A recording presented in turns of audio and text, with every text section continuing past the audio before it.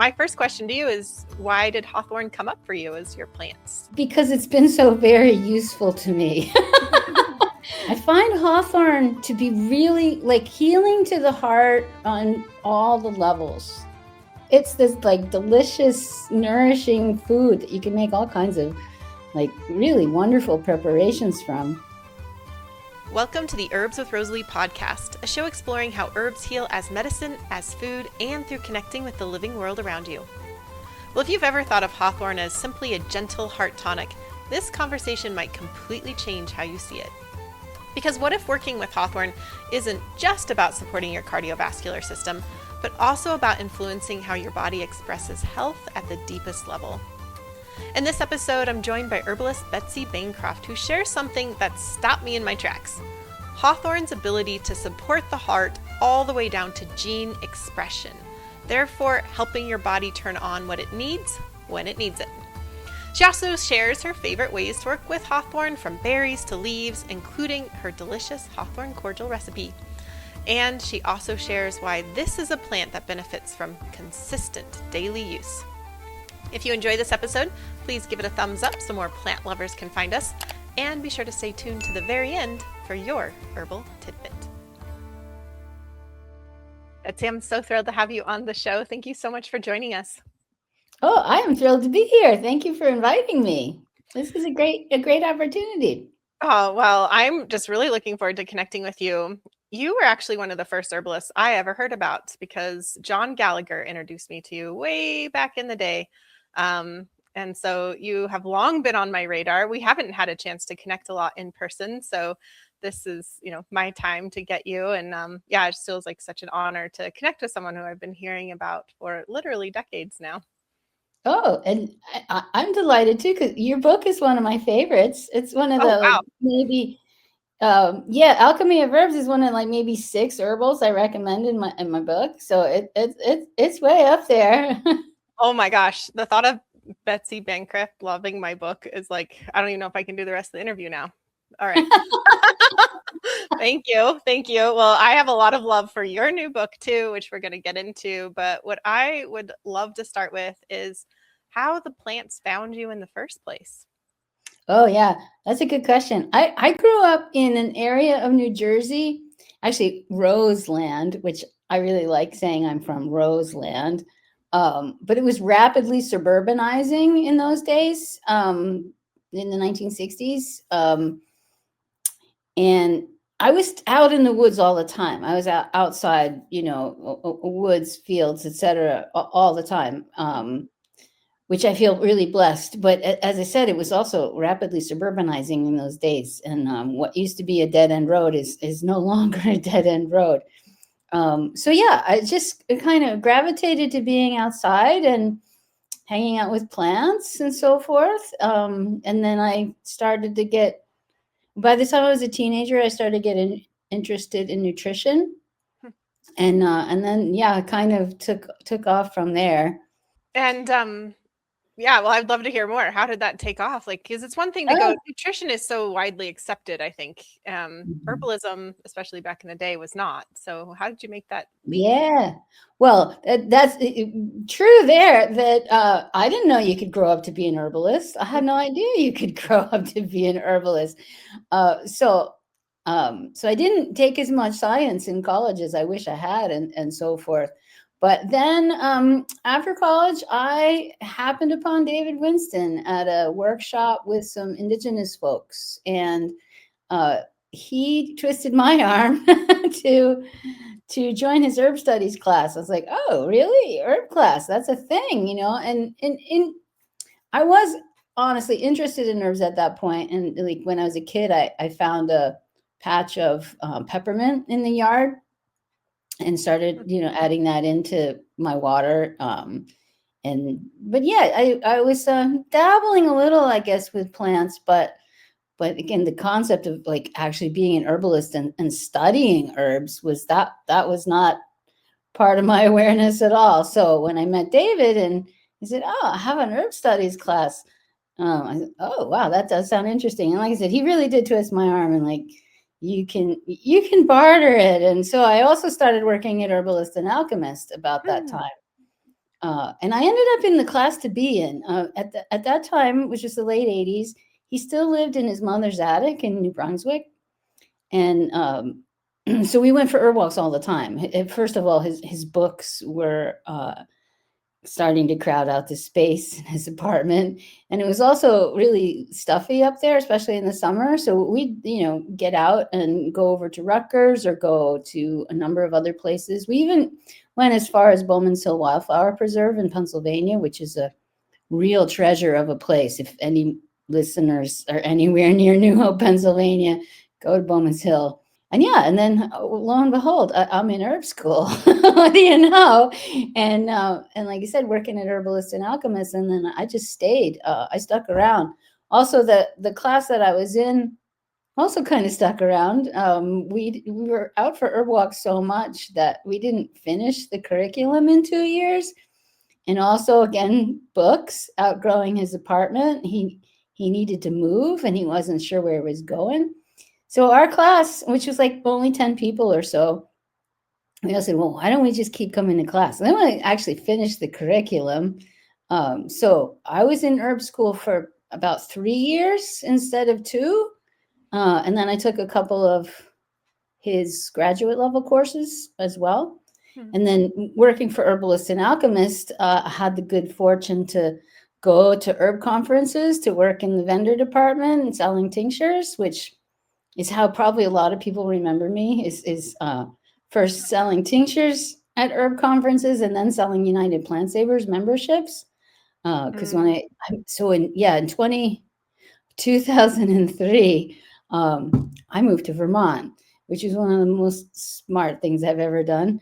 And I got a job working for United Plant Savers as the office manager. So I just have to interrupt. You didn't just move to Vermont. You moved next door to Rosemary Gladstar, right? Yes. When you did that. Yeah. That was remarkable. I actually, the first place I landed was house sitting for my mom's neighbor. And really, my mom is one of the main reasons I moved to Vermont. And so, yes, I landed at her neighbor's place, house sitting for her neighbor. But then, yes, lo and behold, a room in the house next door. It was Rebecca White's house at that point. And Rebecca worked in Rosemary's office and rented out rooms to random herbalists like me at the time. And I ended up living next door to Rosemary at Sage Mountain, which I still pinch myself about that. How lucky. And that has also really been part of my journey, because now I get to teach there too, which and enjoy the forest there and the gardens and so forth, and the hawthorn trees. Yeah, so our plant is hawthorn. Hawthorn's like a weed at Sage Mountain. It's volunteering all over the meadow. And I've been sort of working on a little bit of a wildlife food forest up at the uphill part of that meadow. And there's a whole thicket of hawthorn coming in up there, which I would love really to see exciting. that. Yeah, I would love to. I've never been to Sage Mountain, but I'm hoping to soon. Oh, please visit. You're so welcome. Oh, well, there you go. I guess I'll go now. So you've just dropped so many fabulous stories, Betzy, that I'm I often, that question, if you could time travel to any time, when would it be? And, I don't know, but just when you were talking about being there in the late 80s with David Winston and doing all these plant walks and just that era and everything. And I can only imagine what that must have been like for you, being oh, maybe I'm into nutrition, and then being, twisted your arm with David Winston, possibly before he was David Winston, and, just having all these experiences. That just sounds, what a delight, what a wonderful stories, and just, what a thing to live through, to be in that experience and be in the conference times of the 90s, I think, which was really special. And and then moving I was in the right place at the right time. Yeah. And I love how you were just all in too. That's something that I find with a lot of herbalists. It's kind of we get a little bit of tug, and then suddenly it's all in. And you clearly were. Before we move to Hawthorn, there's probably other things to talk about too, but I really do want to talk about the Vermont Center for Integrative Herbalism, because that is one of the most in my opinion, and just like the temperature read of the herbal world, one of the most respected herbal schools out there, especially for clinical herbalists. And I would love to hear about that. Like, how did that get started? When did that get started? What has it been like to develop such a comprehensive curriculum that reliably turns out folks who are just, brilliant herbalists? I mean, it says something when you say I went to BCIH. Yeah, and they really are. We grow really good herbalists. Well, so actually, soon after I moved here, well, there was it was called the Sage Mountain Free Herbal Clinic that had grown out of Rosemary's advanced apprenticeship program. So Rebecca, who I bought my house from, and Guido Mazet, and several other herbalists were part of that. And we were just like renting space from an organization called the People's Health and Wellness Clinic, which is still going in Barrie, Vermont. And we had a number of herbalists practicing with us, and we had this little cabinet of herbs. So maybe we had all the herbs that we wanted to put in a formula, maybe not. But there was a lot of people evolution and so forth. And we decided that we really kind of needed a more sustainable framework. And also Larkin Bunce had graduated from Thai Sophia right about then as well. So the three of us, primarily the three of us, and there were other people who were in on it in the beginning too. We decided to create a school because we had some experience with teaching. Like I had been already teaching a lot of freelance, and Larkin had that wonderful experience of the student clinic at Thai Sophia. And and Guido, of course, had been teaching and mentoring and doing various things. So and practicing. So with the three of us had actually a really good time hanging out like on Larkin's porch or on the way to and from IHS, and various other conversations that we had about, okay, like what is our dream school? What is our dream curriculum? What is, like, we put a lot of love and intention and, again, experience into it. And then I think 2007, we had 4 classes. We didn't even have a space yet. We had 4 classes. And we taught most of them at Guido's straw bale lab, where he used to have his little herb company. And one of the funny things is they put me up to teach like a plant spirit class. And that's like so not my thing. Which was kind of funny at the time. So I like morphed it all into, learning from the tastes and the signatures. And, I made it a lot more grounded because I am an earth as far as constitutions go. And then, yeah, we put a lot of thought into the organizing the curriculum and building it. We created the family herbalist curriculum, and then the first year of the clinical, so 2 years worth of programming. And then once we had that going and we had students, we actually wrote the third year when we had students, and like I was writing curriculum and like in the morning. And yeah, and then we learned a lot. I give our original students a lot of credit for hanging in there with us. But yeah, we learned a lot. We morphed the curriculum a lot over the years, based on a lot of feedback from the students and so forth. So it has evolved quite a bit, but the basic structure is still intact. The way we do our student clinic, except now it's over Zoom rather than in person, is fairly similar to the way we've always done it. And yeah, the students really do get a rich experience. They really do. Yeah, Guido doesn't teach for us anymore, but Larkin's here and I'm here, and we've been joined by a number of really excellent and wonderful herbalists like Kristen Henningsen and some of our graduates like Hannah Ray Behrens and Linda DeVoyle and so forth. So yeah, we're still chugging along. Yeah, absolutely. Well, as I said, your reputation is very strong, and I think that speaks both to, the quality of the teachers and as well as the quality of the students. So, yeah, it's been Yeah, it's a fun thing always to talk about folks who've been there and just how much they love it. Great. I'm kind of a stickler about, I want people to be able to find the assessments, like find the patterns. So I get a lot of enjoyment of seeing those Tinder bundles go off, and you're like, oh yeah, okay. I love how you put that. That's fabulous. Hey there. Just a quick note. If you'd like to hear from me in a more personal way, I'd love to have you in my free text community. I send a couple of texts every week, things like behind the scenes updates, herbal thoughts that I'm chewing on, and little sparks of joy I don't always share anywhere else. To join, just text the word ROOT to 1-509-383-8398. And if you ever want to break up, no hard feelings. Just text STOP to the same number and you'll be opted out immediately. My goal is to make it so juicy and so fun that you look forward to getting my texts each week. Okay, now back to the show. Well, you have chosen one of my favorite herbs, and I'm going to put it out there. It's probably one of your favorite herbs, so I'm really excited that we get to love on hawthorn together today. My first question to you is, why did hawthorn come up for you as your plants?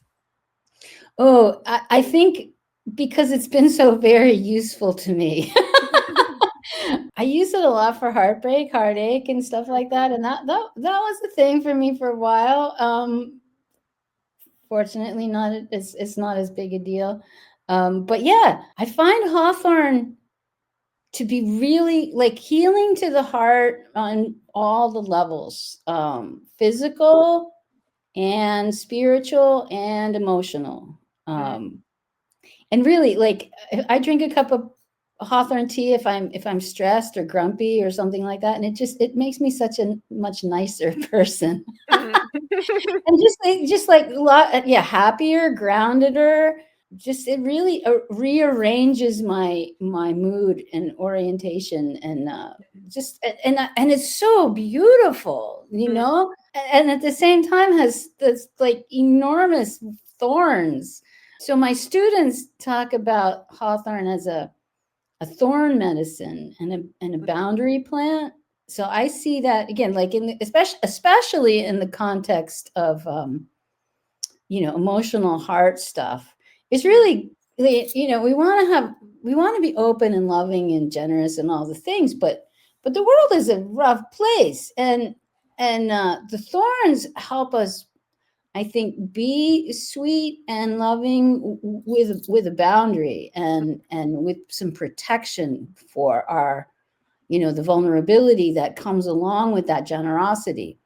Yeah, I think of it as thorn medicine, and literally, like I've told this story. One time in particular, I try to cover hawthorn on as many herb walks as I can, and some of the places I give a lot of herb walks, like Sage Mountain, but also a place called the Root School, which is near me here. And I was giving an herb walk at the Root School, and I was, talking about this heart boundary and, making good choices about who you hang out with and whatnot. And this young woman had like tears all running down her face. And it's just like, yeah, hawthorn is profound that way. I also had a bunch of students they were my advising group, and they were all talking about like going out in the world and like adventuring, and I said, oh, I want to send you all out in the world with hawthorn thorns. So I did actually say, there's a hawthorn tree right there, and I said, I want you all to like go hang out with that hawthorn tree, and each of you pick a thorn and keep it with you. So yeah, like I said, it's such a lovely balance. Hawthorn is actually really balancing in a lot of ways, but that vulnerability and protection and love piece is like, I think it's really unique. I mean, yes, roses kind of do it too, but hawthorn it's not so like sweet as rose, and I mean that in a good, I don't mean that in a bad way. But roses are like very, very sweet, and hawthorn is sweet, but it's not like overly sweet. It's just got this like nice, gentle sweetness with a little bit of sour, and so yeah, those are some of the reasons why hawthorn is my favorite. And then I come from a family of humans with sort of a family history of heart stuff. Mm. So I also appreciate it as a tonic. Hawthorn really is an excellent tonic because it, to sort of be boring about it, it improves the structure and or function of the organ or system. But it really does, actually. And we think of that balancing of the cardiovascular system as like nourishment, which it definitely is nourishing to those structures and tissues and so forth.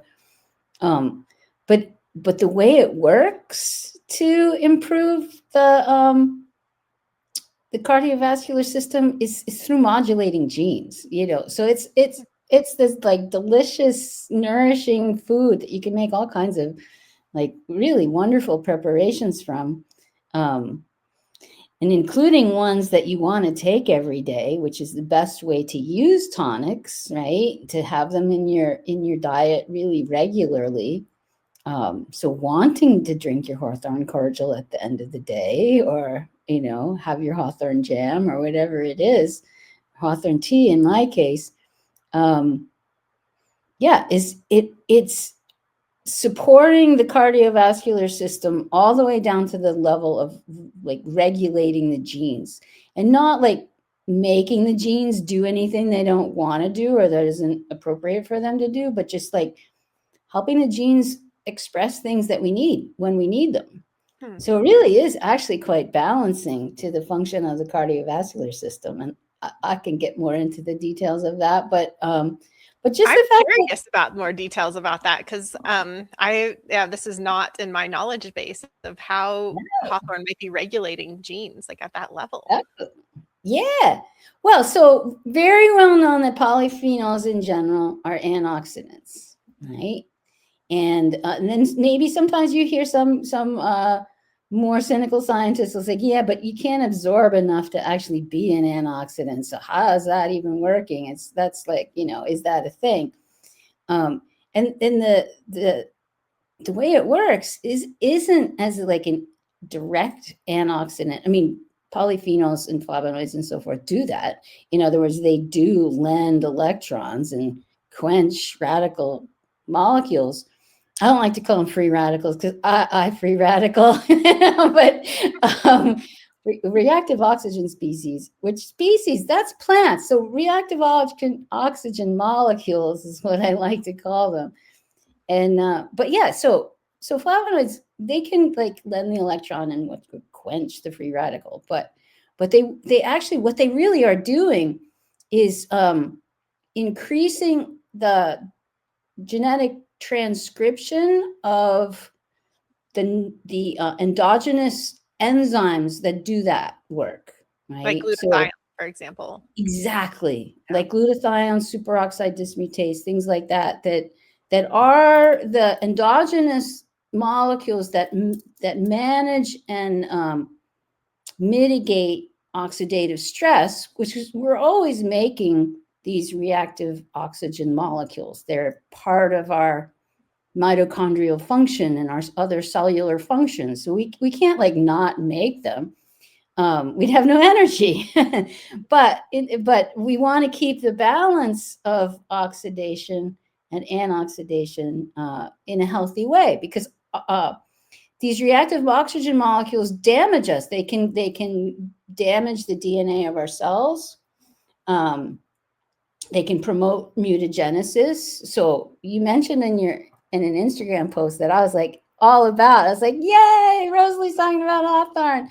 And I agree with her on all the things that she's saying. But yeah, we don't want these reactive oxygen molecules damaging our cells and damaging our DNA and leading to cancer, and also leading to inflammation in our cardiovascular system, which is also a really big deal and a bad thing, right? Not only does Hawthorn help us express antioxidants, endogenous antioxidants, it also helps us express some of the signal molecules that regulate vasoconstriction and vasodilation. So Hawthorn also, again, from the level of gene transcription, helping our blood vessels be flexible. So you think about that for a minute, right? Like every cell of the body needs the resources that blood brings to them, right? Especially oxygen, obviously, especially oxygen. And especially some of the organs that we depend upon most, like brains. But right, the blood brings oxygen to all the cells, brings resource to all the cells. So we have to have good blood flow, right? So by improving the flexibility of the blood vessels, then the blood vessels can respond to the vital force. And then if we've eaten food, the blood vessels in the gut can expand and absorb more food. Or we're thinking, so the blood flow to the brain can increase by, again, opening up the blood vessels, or whatever the function that needs to happen. The body can move the blood where we need it when the blood vessels are more flexible and resilient. This is part of what makes Hawthorn very good for why it's helpful for congestive heart failure, but also improving quality of life around there in terms of like mitigating shortness of breath, helping us have better stamina, right? Better strength, and again, resilience overall, because the blood vessels can get the blood where it needs to be at any given moment when the vessels are flexible. Well, you just summed up like so brilliantly the reasons why I love Hawthorn, because there's such a practical reason to love Hawthorn, in that we're talking about organ function and structure. And then there's these beautiful ways to love Hawthorn in terms of protection and, protecting our vulnerability, protecting our hearts from emotional heartbreak, and being an ally in that way. And then also just this like beautiful dance between our system and the Hawthorn. And as you've alluded to, it's really fun to work with Hawthorn because we have lovely ways to enjoy Hawthorn, whether it be jam or cordial, which we'll get to in a bit, or the lovely tea. Oh, what's funny to me, Betzy, is that why don't more people know and love Hawthorn? I mean, like in the general public, not just herbalists. Herbalists love to love Hawthorn, but it's just like, what heart medication does this? Like literally, there's nothing out there that's interacting in such a way that's helping to modulate chronic inflammation, improving the fluidity and flexibility of the endothelium. There's no other medication out there. I mean, Hawthorn is just this incredible, brilliant, amazing plant. So yeah, I often say like there should be no tomato ketchup on the shelves. We should just have Hawthorn ketchup on the shelves, because pretty much every single person could benefit from regularly having Hawthorn in their life. That's so true. But it's also polyphenols in general, which is why we just really need red, purple, blue in our diets all the time. Like, yeah, I still stand by Hawthorn ketchup over tomato ketchup. That sounds really good. I want your Hawthorn ketchup recipe. I actually think ketchup is disgusting. I think it's part of, I am French, and so it's just part of my Frenchness. I cannot stand or abide by ketchup, but I do make a really good Hawthorn barbecue sauce. I'll send you the recipe. There's no ketchup in my refrigerator. There we go. There's homemade mustard in my refrigerator, but there is no ketchup in my refrigerator. No, barbecue sauce all the way. I'm with you on that. Yep. Hey friends, it's Rosalee. If you've been nourished by this podcast, if it's helped you feel more connected to the plants or more grounded in your own herbal path, then I'd love to invite you to join the Herbs with Rosalee podcast circle. This special membership helps make the podcast possible. It supports everything we do behind the scenes, and it gives you a chance to go even deeper with the content that you love. Inside the circle, you'll get exclusive herbal resources, live classes each season with some of my favorite herbal teachers, and a private space to connect with fellow plant lovers. It's where the heart of our herbal community continues to grow. To learn more and join us, visit herbalpodcastcircle.com. Your support means the world, and it helps this podcast continue to bloom. Well, you have just laid down a lot about Hawthorn. So now I'm kind of like, where do we go from here? How do we keep going with Hawthorn? Oh, well, let me think. I can give you a couple more take home, good things that it does for us. So yeah, like I said, it helps it also it helps makes the heart work better, and especially if someone's stressed or has a family history or personal history. It helps it helps with problems like angina because it improves oxygen flow to the heart. And one of the reasons why pain happens is because the cells are saying, give me some oxygen. Right? Their cells are not happy with that resource. So they'll like, pain is one of the signs like, hey, human, I need something. You got to fix something. So heart pain is mitigated by Hawthorn.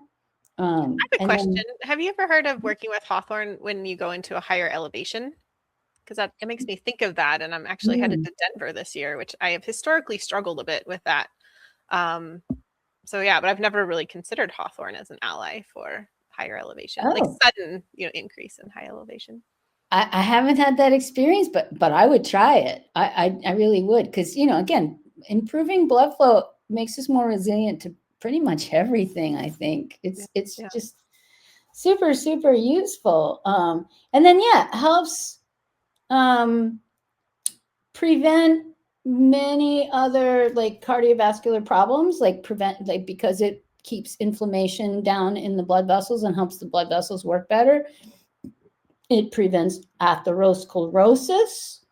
It can help lower blood pressure and is safe with blood pressure lowering meds. There's a wonderful researcher named Ann Walker who did a bunch of studies on that, so you can look her up. Um, I actually have used it for like as an amphoteric to balance out blood pressure if it's a little low or a little high or flippy back and forth.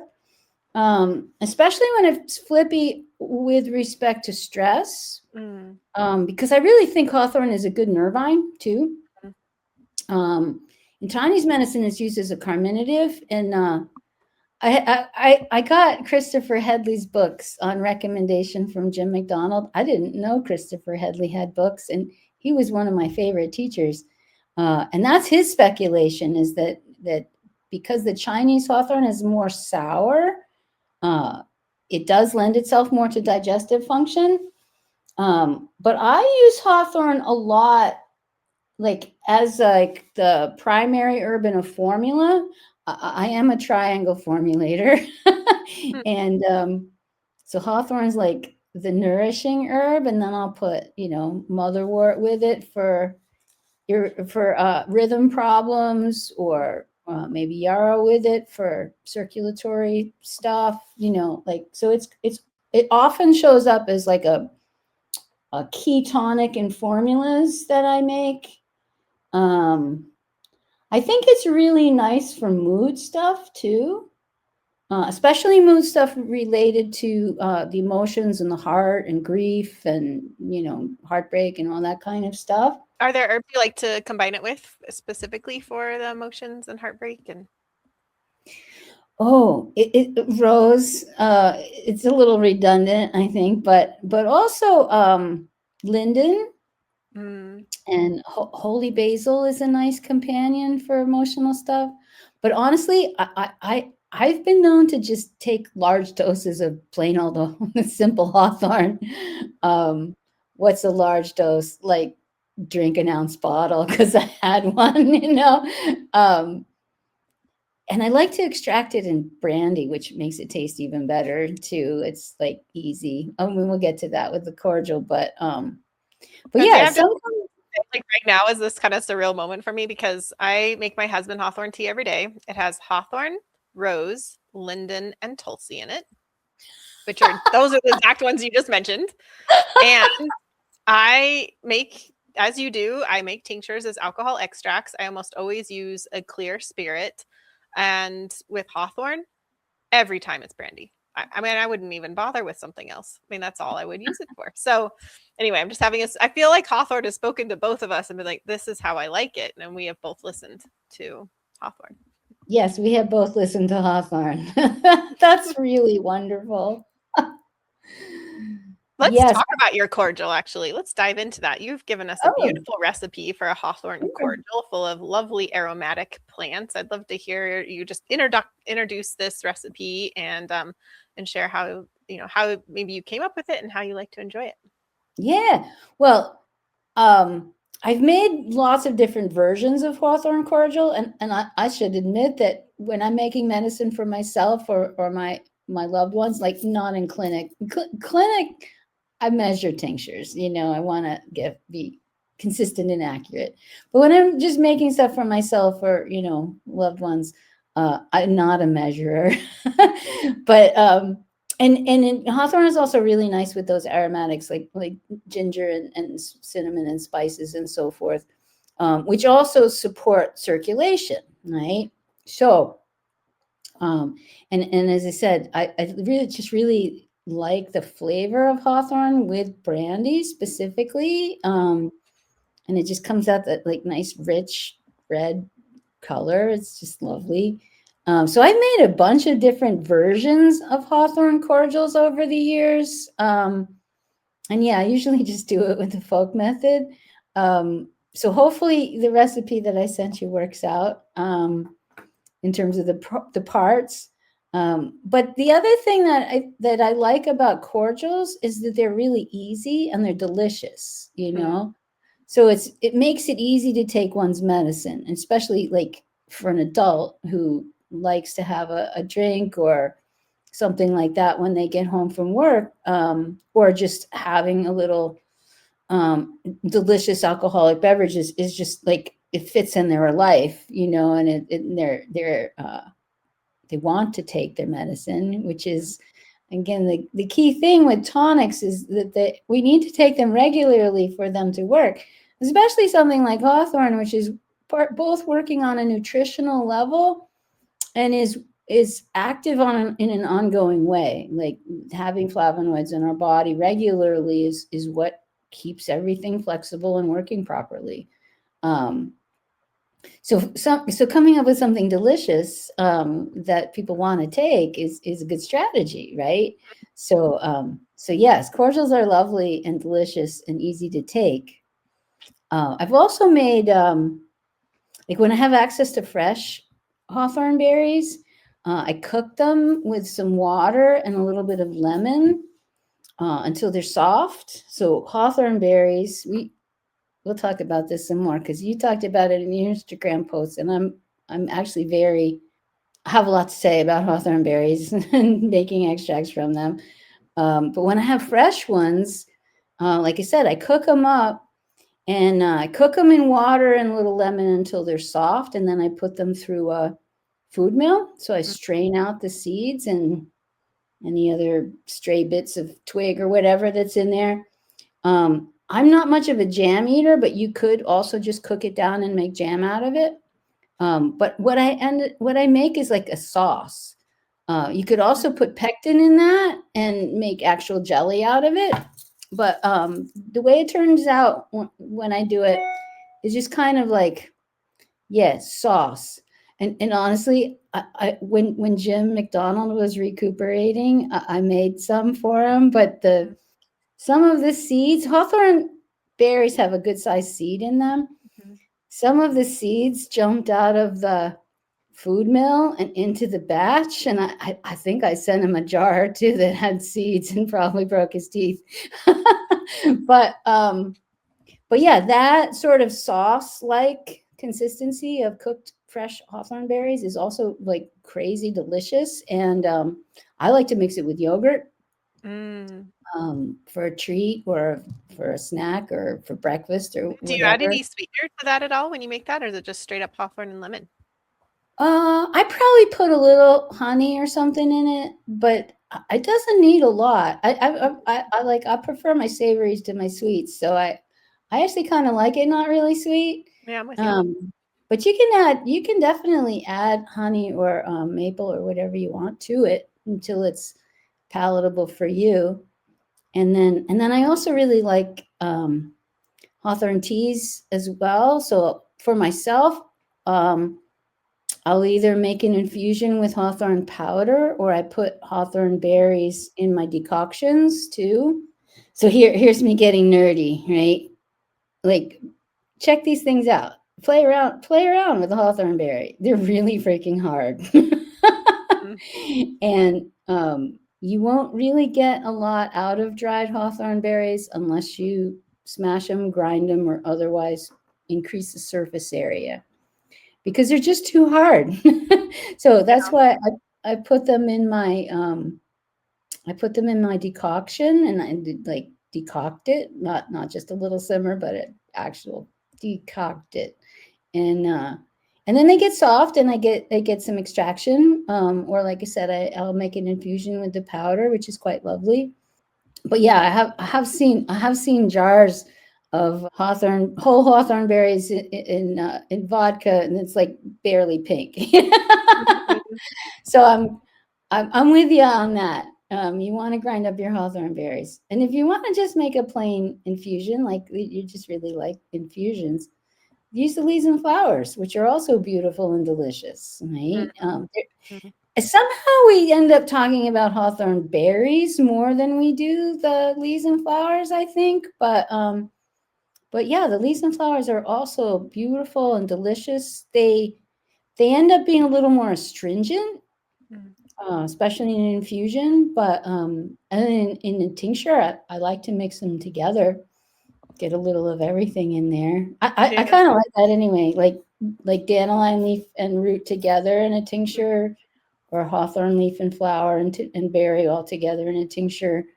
Um, yeah, it makes a really good medicine. Mhm. Hey, hawthorn's good no matter how you prepare it. That's an excellent quote, actually. Oh, That's so true. So true. one more hawthorn recipe. Mhm. I'm a mead brewer. Mm. Hawthorn mead is also one of the best, like so delicious, wonderful magic stuff. Um, I was on a date. Oh, actually, I still have this date, and I met him in an herb garden. Um, I gave him some hawthorn mead, and he said, "I feel my heart opening." I'm like, "That's what you want on a good date." Awesome. I so, love um, so yeah, hawthorn mead is also really delicious. And for anyone that. who's wondering, a mead is honey wine, so it's a fermented, alcoholic, delicious thing. I would love to share a glass of Hawthorn mead with you one day, Betsy. It sounds delicious. This Hawthorn Guaranteed. cordial I know is delicious. I make something very similar, and I love the maple syrup edition. And for anybody who wants to make their own delicious Hawthorn cordial, you can use this recipe from Betsy, and you can go to the show notes or go to herbswithrosalee.podcast.com and get your beautifully illustrated copy of it. And yeah, I love it's pleasure medicine. It's functional, structural heart medicine while also being a wonderful emotional support medicine, while also being beautiful, while also being delicious. I mean, as herbalists, we really have it made. The plants make it so easy sometimes. Hawthorn does it all for us. It's really, and it's delicious. So And it's delicious. a beautiful tree. Oh, it's so Mhm. beautiful. Yeah, yeah, filled with so much folklore. I mean, I feel like I could just be an Hawthorn herbalist and just focus on Hawthorn the rest of my life and still never know all of the gifts and secrets of this beautiful tree. Hmm. Was there anything else you'd like to share about Hawthorn? I don't want to stop you from sharing anything. Oh, just yeah, I have also been known to carry around a hawthorn thorn as like a talisman. Oh Mm, yeah. So I believe that talismans are part of herbalist scope of practice. nice.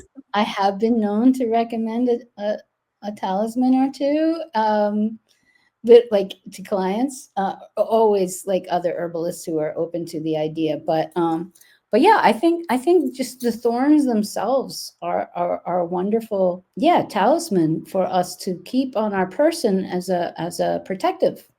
Mm, I mean, but here again, like there's a bundle of herbs on the dashboard of my car. This is, yeah, where my witchy self comes out. So, but yeah, I mean, that's one of the cool things I think about Hawthorne is it works on all levels. It's useful to us in so many different ways that it really invites us to get to know it well and work with it in all these different types of remedies and capacities. mhm. Well, and I love this idea of carrying around the thorn too. It makes me think of Robin Wall Kimmer. She often asks, like, how do we remember to remember? And Mm. talismans are a way of doing that. How do we remember to have an open heart that we also protect when needed? We carry around a talisman as a remembrance of that. So yeah, Mhm. it's beautiful. Cool. Love Well, that. thank you for sharing so much about Hawthorn. It's been delightful. And yeah, I feel like I love Hawthorn even more now. So, job well done on that. And I'd love to hear what's going on in your world. I'm actually very Mm. excited to talk about your new book, soon to be published, Herbal Pharmacy. This is a phenomenal book. I mean, just the amount of information about medicine making in here. It's the science and magic of preparing and administering plant medicine. And yeah, I would love to hear what you have to share about this book. What's it been like to write the book? What is Mm. your inspiration to take on this topic? Well, the subtitle kind of really says it all, like what it's about. Um, well, I've been teaching medicine making since I graduated from herb school. Like literally, David said, "Here, you teach it." Like as soon as I graduated.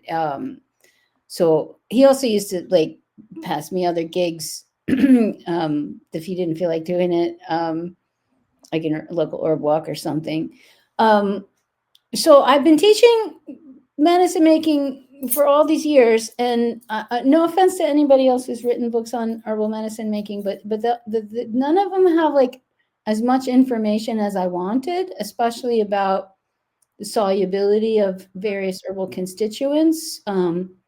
I also have a lot of safety information in herbal pharmacy, partly because as a mentor in the student clinic and just as a clinical herbalist and just person in the world, either people are afraid of herbs or they're afraid that they haven't done it right or they're anxious about, all kinds of, oh no, what if, oh no. So I really wanted to write a book that would reassure everybody and give them the level of detail and carefulness that will make it possible for them to make remedies confidently.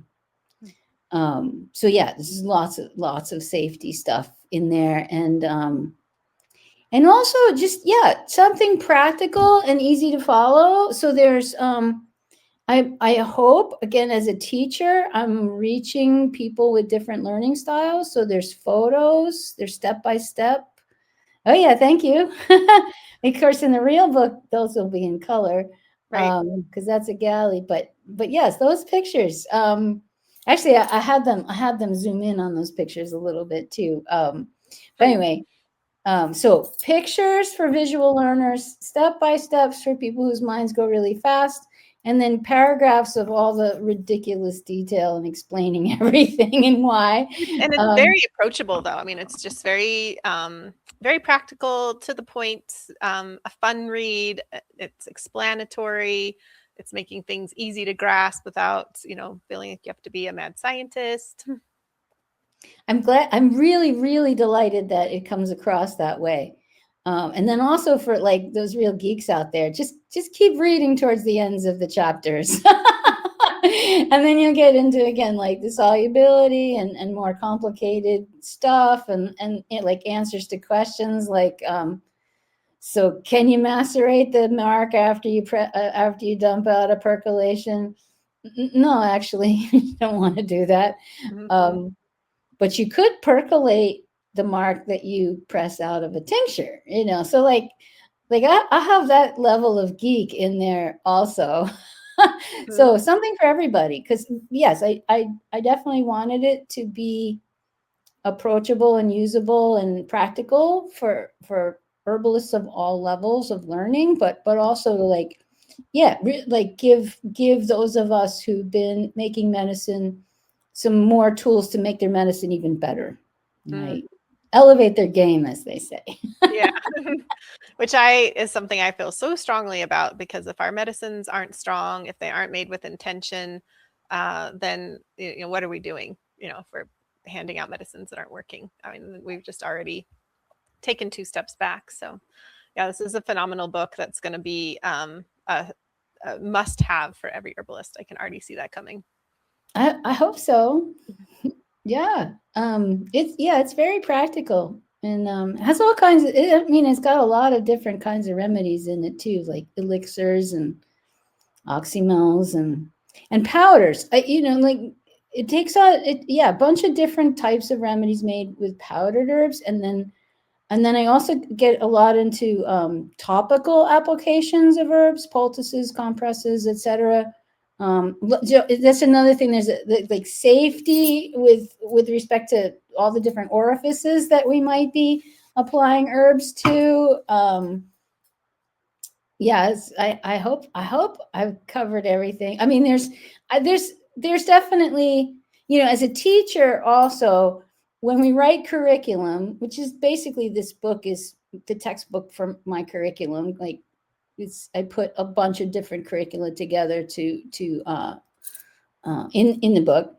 But also, with teachers, we have to like draw the line somewhere, or like, how much can we fit? Where are we gonna like create that boundary of yes, I'm gonna include this and not that. So like, there's no flower essences because I don't work with flower essences, and they're really kind of their own thing.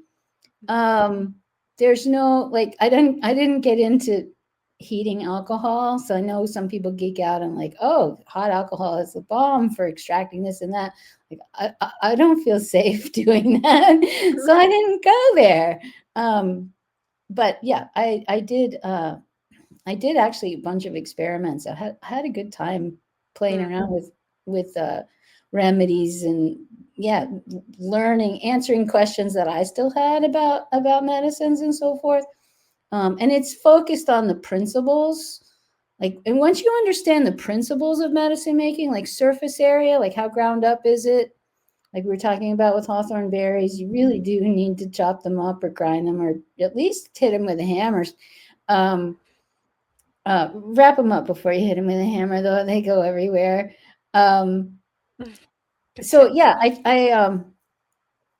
I tried to make it very practical and accessible, and give people that, like I said, the principles. So like time, heat, agitation, like what makes plant molecules leave their cell structure and enter liquids. So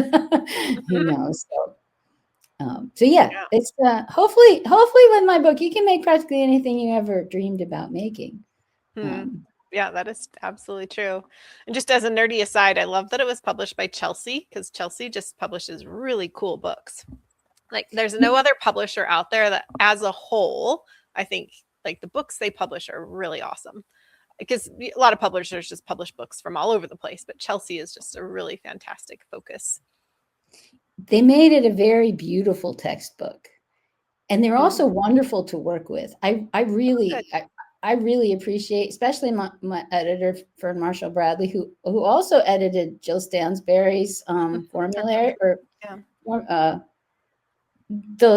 formularies, and Kat Meyer's book too. So she's like practically an herbalist herself, and they really let me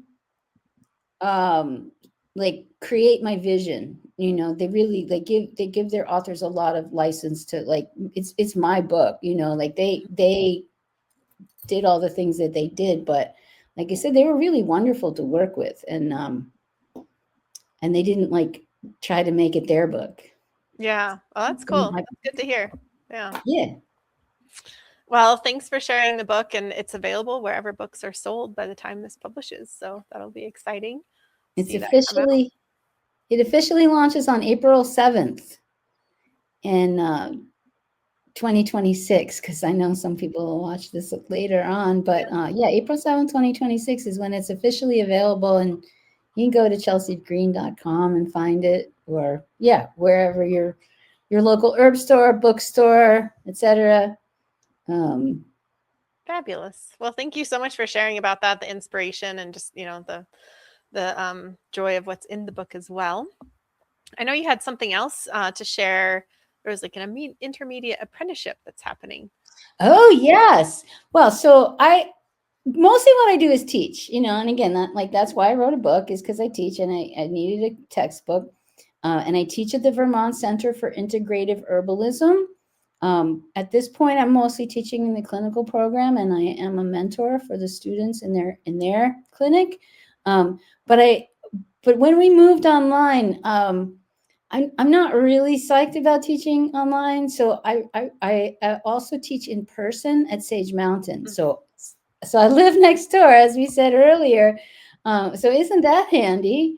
So yeah, Emily Ruff and I have been collaborating on some classes over the last few years, and we've been dreaming of um, creating an intermediate level apprentice program. So we're in the process of like it's very exciting to write curriculum for such a program. So in 2027, that will begin, which is 40 years after Rosemary started doing apprenticeships at Sage. Wow. So it's kind of auspicious, right? But yeah, it'll be like one weekend a month over the summer, 5 or 6 weekends. It's going to be organized by function, not like by body system. It's going to be organized by function. Have you ever seen that curious diagram in Simon Mills' Out of the Earth book with like integration and that's kind of that diagram of like the processes that bodies go through. Like something comes in, things happen to it. That's sort of the framework that we're using. And so it'll be, based on functions like metabolism and communication and whatnot. We already have enough students that it's gonna run. Sweet. But there's plenty of space. So if you're curious about that, and you can get to Vermont once a month in the summer, starting in 2027. So yeah, that's the book and that new apprentice class are the things I'm like especially excited about these days. But yeah, I'm also excited about our student clinic. We have a great bunch of interns this year that I'm really enjoying working with, and yeah, I like being a teacher. It's wonderful. For the apprenticeship at Sage Mountain, where can people go to learn more about that? Oh, sagemountain.com. I'm not sure if there's info on there yet, but by the time you're hearing, listening, seeing this, sagemountain.com, education will be the link. Great. And how about for people who are interested in learning more about the Vermont Center for Integrative Herbalism? The website for VCAH is vtherbcenter.org. Sage is also a nonprofit, but it's got a COM website, but VCAH is a nonprofit with an org website. So vtherbcenter.org. And again, like educational programs, student clinic, things like that. Wonderful. Thank you for that. We'll put those in the show notes as well. Great. Thank you so much for doing that. Yeah, absolutely. And before you go, I do have one last question for you. And that question is, how has working with herbs changed the way you see the world? Oh, yes, that's a very interesting question. My answer to that is that because I learned about herbs, I learned about elements. Right, so I'm what we call an energetic herbalist, in the sense that I'm looking at the patterns of nature and how they show up in humans and plants and whatnot. And as a European American, I'm drawn to the humoral system. So the 4 elements of earth, air, fire, and water.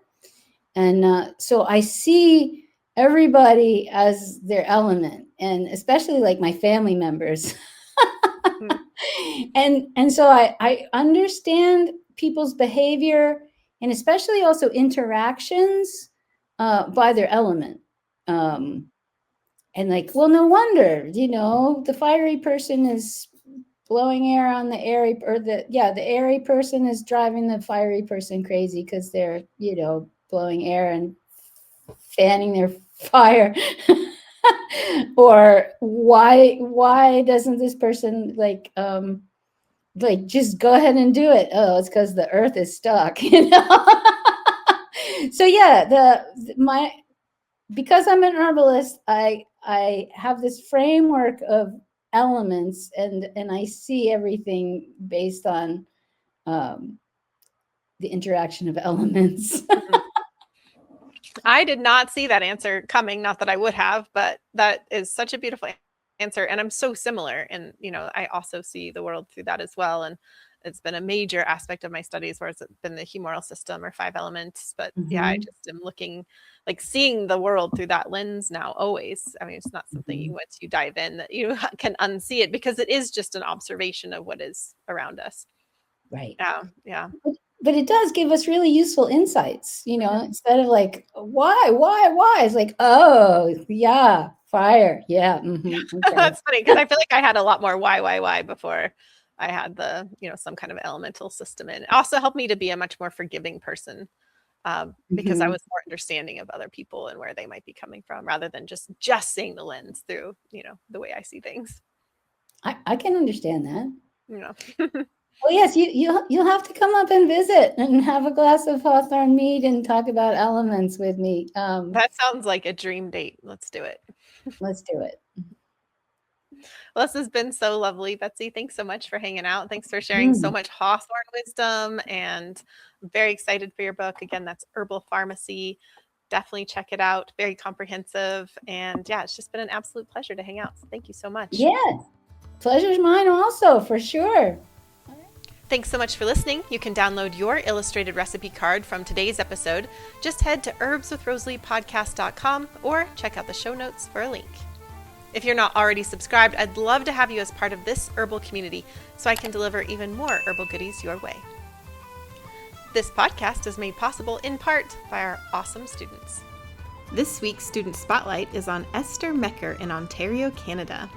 After completing the Herbal Energetics course, Esther continued into Rooted Medicine Circle and consistently infused her medicine making with joy, intention, and care for her family. Her teas, glycerites, lip balms, and other remedies quickly became household favorites, and she shared that the process has been such an empowering experience. For her capstone project, she created an herbarium featuring more than 60 plants collected around her home, a lasting learning resource for her children. Her herbal explorations often included her whole family. While working with astragalus, she kept a thermos ready for everyone to enjoy and joked about the panic when it started running low.